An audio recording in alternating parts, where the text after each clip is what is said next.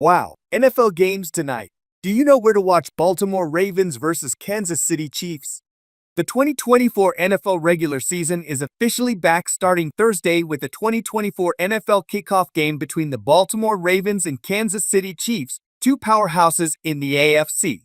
The Ravens are seeking revenge after Kansas City sent them packing in the AFC Championship Game last season. John Harbaugh has been the head coach in Baltimore since 2008, notching a 160-99 record in the regular season. Meanwhile, Reid has gone 128-51 as the head coach of the Chiefs. Kickoff from GHF Field at Arrowhead Stadium in Kansas City, Mo, is set for 8:20 p.m.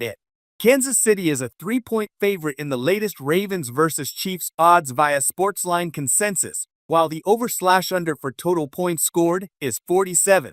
Before locking in any Ravens vs. Chiefs picks, make sure to check out the NFL predictions and betting advice from the Sportsline expert Larry Hartstein.